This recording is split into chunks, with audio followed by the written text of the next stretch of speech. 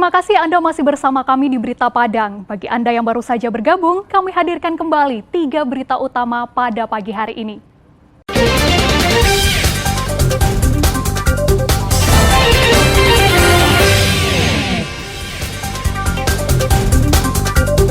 Dua pencuri ayam diciduk polisi. Pria berseragam tentara mencuri sepeda motor.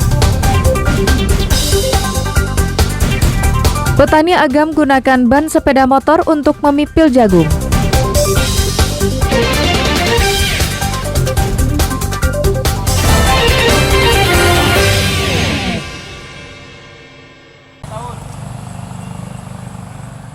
Petugas Dinas Pertanian, Pangan, dan Perikanan Kota Pariaman memeriksa kesehatan hewan kurban yang telah dibeli masyarakat pada Rabu petang.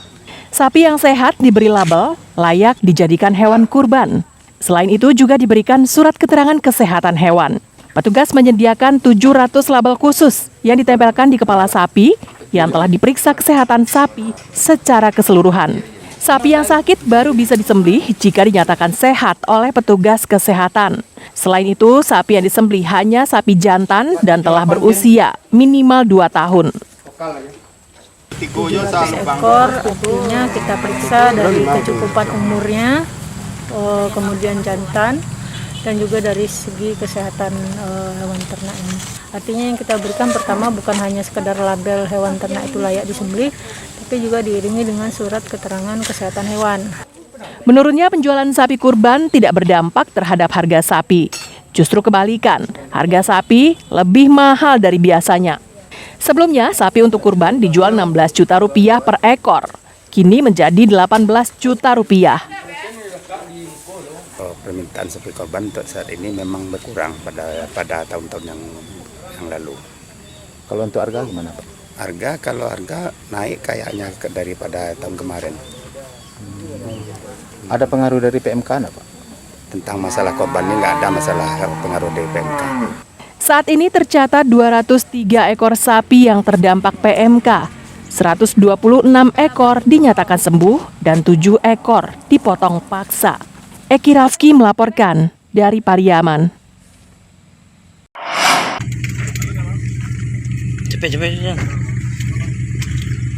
Dua pemuda tanggung ditangkap tim Klewang Polresta Padang di sebuah kebun di daerah Dadok, pinggiran Kota Padang. Saat ditangkap, kedua pemuda ini membantah semua tuduhan polisi. Diki Kurniawan dan Wiguna Suryadinata ditangkap polisi karena mencuri ayam. Namun keduanya bukan pencuri kaleng-kaleng, karena ayam yang dicurinya berjumlah 200 ekor. Perbuatan tersebut dilakukannya di daerah Tunggul Hitam di kedai penjual ayam potong. Saat pemilik tak di tempat, mereka memboyong ratusan ekor ayam berikut tempat penyimpanannya. Ayam curian itu dijual Rp25.000 hingga Rp30.000 per ekor kepada seorang penadah. Bahwa yang mengambil seorang berinisial dua orang yang dicurigai berinisial DW dan DS. Kemudian dilakukan pengembangan dan benar kedua orang tersebut yang melakukan aksi pencurian. Jadi mereka menjual kemudian hasil curian tersebut kepada seseorang yang memang sedang membutuhkan ayam untuk hajatan. Uang hasil penjualan ayam itu digunakan pelaku berfoya-foya dan membeli chip untuk dipakai bermain judi daring. Keduanya kerap mencuri kedai penjual ayam potong, namun jumlahnya maksimal 10 ekor. Alfi melaporkan dari Padang.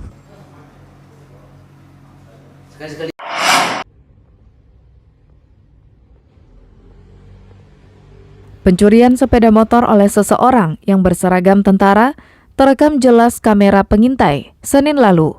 Pelaku mengintai sepeda motor yang berada di dekatnya. Pelaku mencuri karena kunci sepeda motor tersebut masih ditinggal pemiliknya. Kapolres Tanah Datar dalam keterangannya kepada awak media pada Kamis siang menyebutkan pihaknya langsung mengejar. Berdasarkan rekaman kamera pengintai, anggota Satreskrim Polres Tanah Datar berhasil menghentikan pelarian Andriko dan menangkapnya di kawasan Lintau Buo Utara, sekitar 20 km dari lokasi hilangnya sepeda motor. Hasil pemeriksaan terungkap, pelaku sengaja memakai seragam tentara agar leluasa melancarkan aksinya. Selain menyita sepeda motor, polisi juga menyita pakaian tentara, senjata mainan, dan atribut lainnya. Motifnya itu karena rasa keinginan menjadi anggota TNI ini tidak tercapai. Jadi dia merasa bangga, dia menggunakan baju itu. Dan setelah kita lakukan, pada awalnya kita mengira bahwa itu memang anggota TNI, tapi setelah dilakukan cross-check, khususnya dengan Kodim 0307 Tanah Datar, bahwa itu bisa dipastikan bukan anggota TNI. Senjata mainan dan atribut lainnya. Kini, tentara gadungan itu diperiksa polisi secara intensif di Mapolres Tanah Datar. Polisi ingin mengetahui aksi pencurian lainnya yang telah dilakoninya. Sri Louis melaporkan dari Tanah Datar.